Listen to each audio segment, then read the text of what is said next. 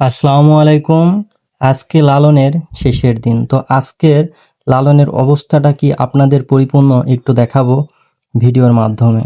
তো এই মুহূর্তে আমরা লালনের একেবারে ভিতরের চলে যাচ্ছি। যেহেতু ভিতরের অবস্থাটা কি প্রথমে আমি আপনাদেরকে সেটি একটু দেখাই নেব। তো যার কারণে আমি গুটি, গুটি পায়ে সামনের দিকে এগুচ্ছি। তো অনেকেই কিন্তু আছে, আপনারা দেখছেন এক পাশ দিয়ে মানুষ আসছে এবং আরেক পাশ দিয়ে মানুষ কিন্তু যাচ্ছে। যেহেতু লালনে প্রচুর পরিমাণে মানুষ হয়, তো যার কারণে দুই পাশ দিয়ে আলাদা আলাদা কিন্তু জায়গা রাখছে। যেহেতু এক সাইডে যদি মানুষ যাতায়াত করে এতে কিন্তু অনেক ঝামেলা সৃষ্টি হতে পারে, তো যার কারণে আলাদা আলাদা কিন্তু জায়গা রাখছে। তো আমরা এসে দেখছি এখানে প্রচুর পরিমাণে মানুষ। আমরা কিন্তু এখন বর্তমানে একদম গেটের কাছে আছি, মানে মূল যে গেট। তো লালনে এই ঢুকতেই কিন্তু প্রথমে এই গেটটা আমরা দেখতে পারি। দুই পাশে কিন্তু অসংখ্য পুলিশ, আর্মি, র্যাব, সেনাবাহিনী, আনসার সব রকম কিন্তু আইনিক যে ব্যবস্থাটা সেটা কিন্তু এখানে ছিল। যেহেতু এখানে অসংখ্য মানুষ আছে, তো যার কারণে ঝুট ঝামেলা কিন্তু একটার পর একটা লেগেই ছিল। আর আপনারা সবাই অবগতি আছেন লালনে কিন্তু প্রচুর পরিমাণে মানুষ হয়। তো যার কারণে কি এখানে সব সময় প্রশাসনরা কিন্তু টহল দেয় বা পাহারা দেয়, এক কথায় বলতে গেলে। তো আপনারা লালনে আসলে যেদিকেই যাবেন সেদিকেই কিন্তু মানুষ দেখবেন। তো আমরা কিন্তু এসেছি একেবারে আজকে রাত্রে। তো রাত্রে কিন্তু লালনের অবস্থাটা একটু খারাপ হয়ে যায়। কেননা রাত্রে মোটামুটি শহরের লোক থেকে শুরু করে বাইরের যে সকল ভাই ব্রাদার থাকে তারা কিন্তু এই রাত্রের বেলায় লালনে আসে। বিশেষ করে লালনে রাত্রের যে একটা অন্যরকম একটা পরিবেশ, সেটা পরিপূর্ণ কিন্তু ফিল পাওয়া যায় রাত্রে আসলে। যেহেতু রাত্রে প্রচুর পরিমাণে মানুষের আনাগোনা লালনে দেখা যায়। তো যতই রাত হবে ততই মানুষের সংখ্যা বাড়বে।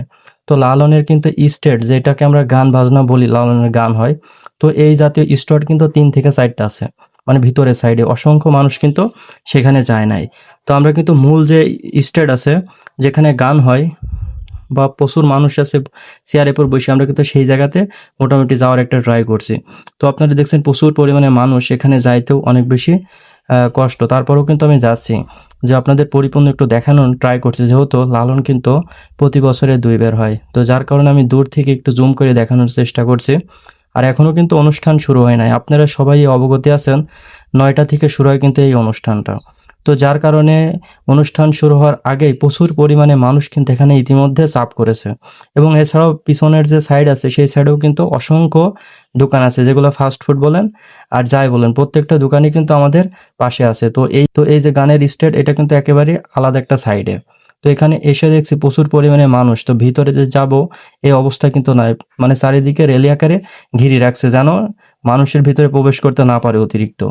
এমনিতেই কিছুক্ষণ পর পরই মারামারি হুনাহুনি ধরেন লাগিয়ে আছে। যেহেতু এখানে অনেক দূর দূরান্ত থেকে কিন্তু গ্রুপ আকারে মানুষ উপস্থিত হচ্ছে, তো যার কারণে মানুষের কিন্তু ভিতরে ঝামেলা লাগিয়ে আছে। তো এখনো গান শুরু হয় নাই। ইতিমধ্যে কিন্তু একজন বক্তা আছে, তিনি হয়তো লালনের বিশেষ কেউ হবে। তো সে কিন্তু এখানে কিছু বক্তব্য রাখছেন, সুন্দর সুন্দর কথা বলছেন, বা লালন কি, লালনের কি জাতের ছেলে, মানে হাবিজাবি এইসব বিষয়ে অনেক কথাই যাক বলছে আমাদেরকে।